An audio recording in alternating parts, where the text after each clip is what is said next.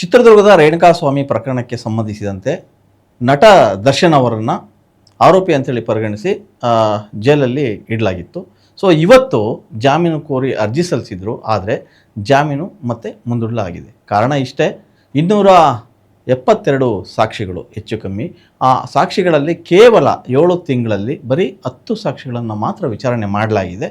ಹಾಗಾಗಿ ಇನ್ನೂ ಉಳಿದಂತೆ ಸಾಕ್ಷಿಗಳ ವಿಚಾರಣೆ ಆಗಬೇಕು. ಅದಾದ ನಂತರ ಜಾಮೀನು ಪ್ರಕ್ರಿಯೆ ಬಗ್ಗೆ ಮಾತಾಡ್ಬೋದು ಅಂಥೇಳಿ ಸುಪ್ರೀಂ ಕೋರ್ಟ್ ಮಾತಾಡಿ ಅದರ ಬಗ್ಗೆ ತೀರ್ಪನ್ನು ಕೊಟ್ಟಿದೆ. ಸದ್ಯಕ್ಕೆ ದರ್ಶನ್ ಮತ್ತು ಜೈಲಿಗೆ ಸೇರುವಂಥ ಪರಿಸ್ಥಿತಿ ನಿರ್ಮಾಣ ಆಗಿದೆ. ಇದರಿಂದ ದರ್ಶನ್ ಅಷ್ಟೇ ಅಲ್ಲ, ದರ್ಶನ್ ಅವರ ಫ್ಯಾನ್ಸು, ದರ್ಶನ್ ಅವರ ಹಿತೈಷಿಗಳು, ದರ್ಶನ್ ಅವರ ಕುಟುಂಬ ಎಲ್ರಿಗೂ ಕೂಡ ಒಂದು ರೀತಿಯ ಬೇಸರ ಮತ್ತು ನಿರಾಸೆ ಅಂತಲೇ ಹೇಳ್ಬೋದು. ವಿಷಯ ಅಷ್ಟೇ, ದರ್ಶನ್ ಅವರು ಇನ್ನೇನು ಜಾಮೀನು ಅರ್ಜಿ ಸಲ್ಲಿಸಿದ್ದಾರೆ. ಅರ್ಜಿ ಸಲ್ಲಿಸಿರೋ ಉದ್ದೇಶ ಬೇರೆ ಇತ್ತು. ಅಂದರೆ ಒಂದಿಷ್ಟು ಸಿನಿಮಾಗಳು ಕೈಯಲ್ಲಿದ್ವು. ಆ ಸಿನಿಮಾಗಳಿಗೆ ಒಂದಿಷ್ಟು ಅಡ್ವಾನ್ಸ್ ಕೂಡ ತೊಗೊಂಡಿದ್ದರು. ಸಿನಿಮಾ ತಯಾರಿಯಲ್ಲಿ ಆ ತಂಡಗಳು ರೆಡಿಯಾಗಿದ್ವು.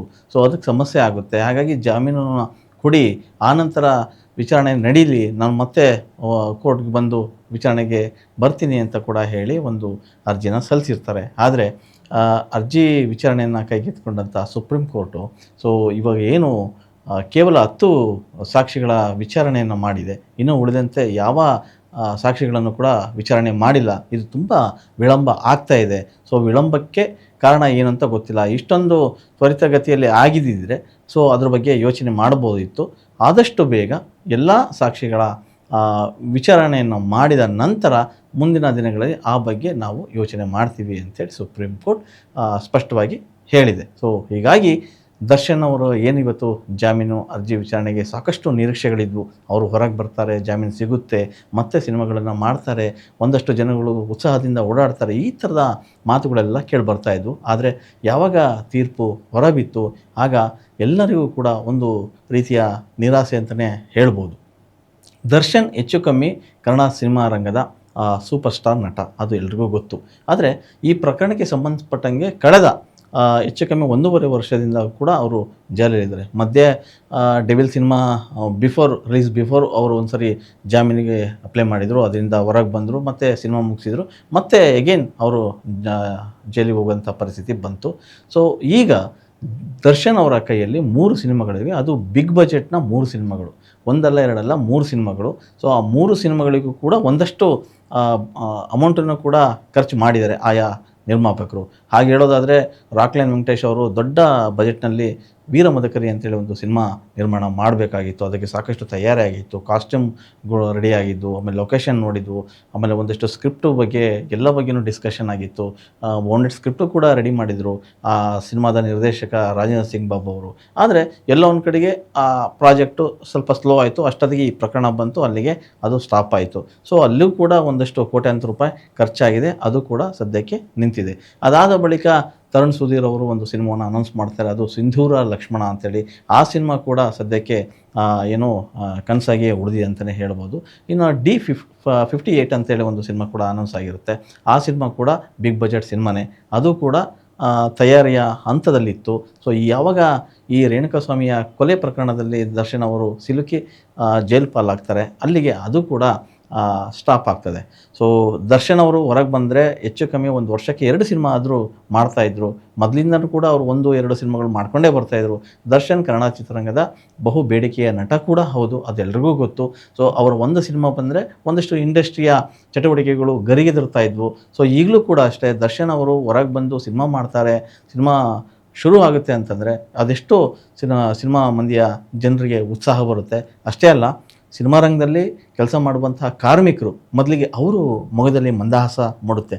ಕಾರಣ ಇಷ್ಟೇ, ದರ್ಶನ್ ಅವರ ಸಿನಿಮಾ ಬಿಗ್ ಬಜೆಟ್ ಸಿನಿಮಾ ಆಗಿರೋದ್ರಿಂದ ಎಲ್ರಿಗೂ ಕೂಡ ಕೆಲಸ ಸಿಗುತ್ತೆ, ಎಲ್ಲ ವಿಭಾಗದಲ್ಲೂ ಕೂಡ. ಅಂದರೆ ನೀವು ಸಣ್ಣ ಸಣ್ಣ ಕೆಲಸಗಾರರು ಕೂಡ ಸಿನಿಮಾದಲ್ಲಿ ಏನು ಒಕ್ಕೂಟದಲ್ಲಿ ಕೆಲಸ ಮಾಡ್ತಾರೆ, ಅಷ್ಟೂ ಕಾರ್ಮಿಕರು ದರ್ಶನ್ ಸಿನಿಮಾದ ಮೂಲಕ ಬದುಕನ್ನು ಕಟ್ಟಿ ಕೊಡುವಂಥ ಪ್ರಯತ್ನ ಕೂಡ ಆಗ್ತಾಯಿತ್ತು. ಆದರೆ ಎಲ್ಲೋ ಒಂದು ಕಡೆಗೆ ಈ ಪ್ರಕರಣ ಸ್ಲೋ ಆಗ್ತಾ ದರ್ಶನ್ ಅವರು ಕೂಡ ಹೊರಗೆ ಬರೋಕ್ಕೆ ಆಗ್ತಾಯಿಲ್ಲ. ಹೀಗಾಗಿ ಕನ್ನಡ ಚಿತ್ರರಂಗದಲ್ಲಿ ಒಂದಷ್ಟು ಸಿನಿಮಾಗಳ ಹಿನ್ನಡೆ ಕೂಡ ಆಗ್ತಾಯಿದೆ ದರ್ಶನ ವೃತ್ತಿ ಬದುಕಿನಲ್ಲಿ. ಅದೇನೋ ಗೊತ್ತಿಲ್ಲ, ದರ್ಶನ್ ಅವರು ಜೈಲಿಂದ ಹೊರಗೆ ಬಂದ ತಕ್ಷಣ ಬೇರೆ ಆಲೋಚನೆಗಳಿಂದಲೇ ಸಿನಿಮಾಗೆ ಅಷ್ಟೇ ಫೋಕಸ್ ಮಾಡ್ತಾರೆ ಅನ್ನೋ ಸುದ್ದಿ ಒಂದು ಕಡೆ ಬರ್ತಾಯಿತ್ತು.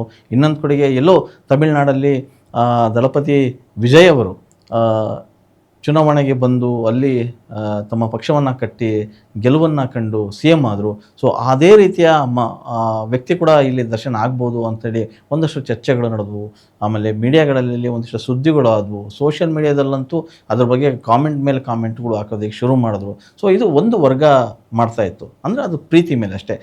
ಅಲ್ಲಿ ಆಗಿದ್ದು ಇಲ್ಲಿ ಯಾಕೆ ಸಾಧ್ಯ ಇಲ್ಲ ಅನ್ನೋ ಮಾತು ಅಷ್ಟೇ. ಹಾಗಾಗಿ ದರ್ಶನ್ ಪರ ಸಾಕಷ್ಟು ವ್ಯಕ್ತಿಗಳು ಮಾತಾಡೋಕ್ಕೆ ಶುರು ಮಾಡಿದ್ರು. ಆದರೆ ದರ್ಶನ್ ಅವರು ಹೊರಗೆ ಬರ್ತಾರೆ ಅಂತ ಅನ್ನೋ ಹೊತ್ತಲ್ಲೇ ಮತ್ತೆ ಒಂದು ವರ್ಷ ಅಲ್ಲೇ ಇರ್ತಾರಾ ಅನ್ನೋ ಪ್ರಶ್ನೆ ಕೂಡ ಬರ್ತಾ ಇದೆ. ಆದರೆ ದರ್ಶನ್ ಅವರು ಇನ್ನೂ ಒಂದು ವರ್ಷ ಅಲ್ಲೇ ಇರ್ತಾರೆ ಅನ್ನೋದು ಎಷ್ಟು ಸತ್ಯ ಗೊತ್ತಿಲ್ಲ. ಆದರೆ ಸದ್ಯಕ್ಕೆ ಪ್ರಕರಣಗಳು, ಸಾಕ್ಷಿಗಳು ಏನಿದೆ ಆ ಸಾಕ್ಷಿಗಳನ್ನು ವಿಚಾರಣೆ ಮಾಡಬೇಕು. ಸಾಕ್ಷಿಗಳ ವಿಚಾರಣೆ ತ್ವರಿತಗತಿಯಲ್ಲಿ ಮಾಡಿದರೆ ಖಂಡಿತ ಅದು 2 ತಿಂಗಳಾಗ್ಬೋದು, 3 ತಿಂಗಳಾಗ್ಬೋದು, ಅಥವಾ 4-5 ತಿಂಗಳಲ್ಲೂ ಕೂಡ ದರ್ಶನ್ ಆಮೇಲೆ ಜಾಮೀನಿಗೆ ಅಪ್ಲೈ ಮಾಡಿದ ತಕ್ಷಣ ಅದೇನು ತೀರ್ಪು ಬರುತ್ತೋ ಜಾಮೀನು ಸಿಗ್ಬೋದು, ಹೊರಗೆ ಬಂದು ಒಂದಷ್ಟು ಕೆಲಸ ಕಾರ್ಯಗಳಲ್ಲಿ ತೊಡ್ಕೋಬೋದು. ಆದರೆ ನಿಖರವಾಗಿ 1 ವರ್ಷನೇ ಆಗುತ್ತೆ ಅಂತ ಹೇಳೋಕ್ಕಾಗಲ್ಲ. ಸೊ ಆದಷ್ಟು ಬೇಗ ಪ್ರಕರಣಗಳನ್ನು ವಿಚಾರಣೆ ಮಾಡಿದರೆ ಸೊ ಹೊರಗೆ ಬರ್ಬೋದು.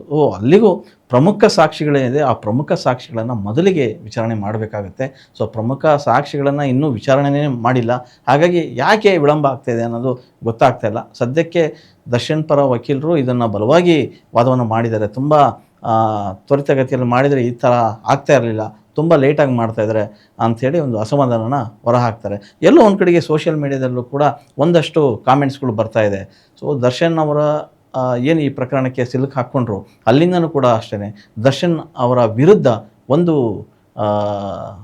ಬಣ ಕೆಲಸ ಮಾಡ್ತಾಯಿದೆ. ಅಂತಂದರೆ ರಾಜಕೀಯ ವ್ಯಕ್ತಿಗಳ ಕೈವಾಡವೂ ಕೂಡ ಇದೆ ಅನ್ನೋ ಮಟ್ಟಕ್ಕೆ ಮಾತುಗಳು ಶುರು ಮಾಡಿದ್ರು. ಅದೆಷ್ಟು ನಿಜನ ಸುಳ್ಳೋ ಗೊತ್ತಿಲ್ಲ. ಆದರೆ ದರ್ಶನ್ ಜೊತೆಗೆ ಇರ್ತಕ್ಕಂಥ ಬಹುತೇಕ ರಾಜಕಾರಣಿಗಳು ಯಾರೂ ಕೂಡ ಮಾತಾಡೋಕ್ಕೆ ಹೋಗಲಿಲ್ಲ. ದರ್ಶನ್ ಅವರು ತುಂಬ ಚೆನ್ನಾಗಿದ್ದಾಗ ಎಲ್ಲ ರಾಜಕಾರಣಿಗಳು, ಎಲ್ಲ ಉದ್ಯಮಿಗಳು ಎಲ್ಲರೂ ಕೂಡ ಅವ್ರ ಜೊತೆ ಬಂದರು, ಅವರ ಸಹಾಯನ ಪಡ್ಕೊಂಡ್ರು, ಅವರ ಮಕ್ಕಳ ಸಿನಿಮಾಗಳಿಗೆ ಪ್ರಚಾರವನ್ನು ಕೂಡ ಪಡ್ಕೊಳ್ತಾರೆ, ಇದಿಷ್ಟೆಲ್ಲ ಮಾತಾಡ್ತಾರೆ. ಆದರೆ ದರ್ಶನ್ ಒಂದು ಪ್ರಕರಣಕ್ಕೆ ಸಿಲುಕಿದ್ರು ಅನ್ನೋ ಒಂದೇ ಒಂದು ಕಾರಣಕ್ಕೆ ಅವ್ರನ್ನ ದೂರ ಇಡ್ತಾರೆ. ಇದು ಎಷ್ಟರ ಮಟ್ಟಿಗೆ ಸರಿ ಅನ್ನೋದು ದರ್ಶನ್ ಫ್ಯಾನ್ಸ್ ಅವರ ಮಾತು. ಸೊ ಅದೇನೇ ಇದ್ದರೂ ಕೂಡ ದರ್ಶನ್ ಬೆನ್ನಿಗೆ, ದರ್ಶನ್ ಹಿಂದೆ ಮುಂದೆ ಅವರ ಫ್ಯಾನ್ಸ್ ಇದ್ದಾರೆ.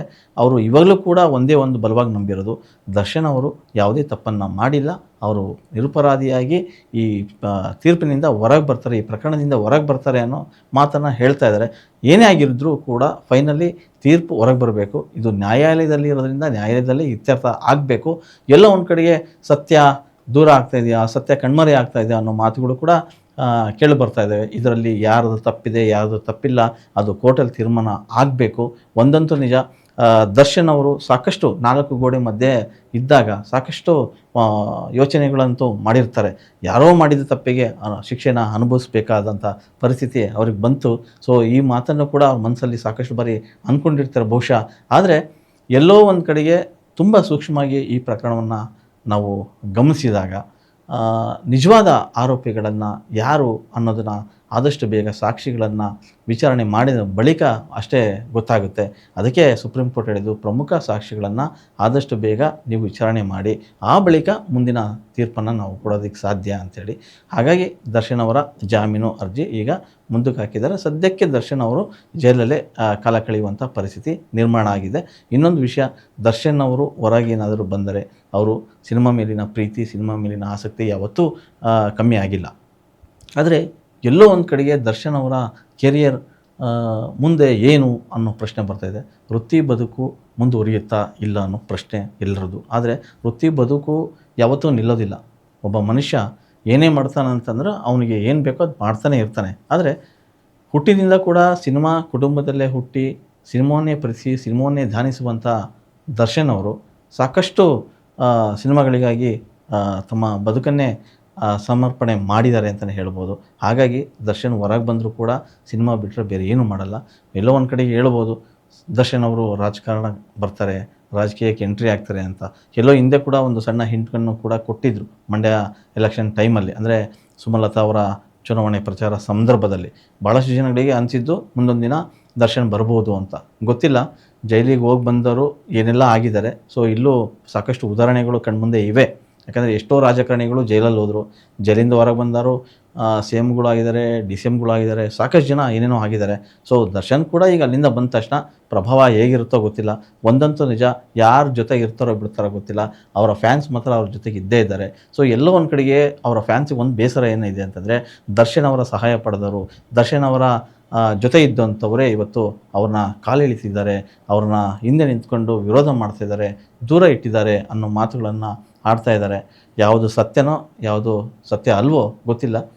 ಅವರು ಹೊರಗೆ ಬಂದ ನಂತರ ಎಲ್ಲ ಸತ್ಯಕ್ಕೂ ಕೂಡ ಒಂದು ಬ್ರೇಕ್ ಪಾಯಿಂಟು ಸಿಕ್ಕೇ ಸಿಗುತ್ತೆ.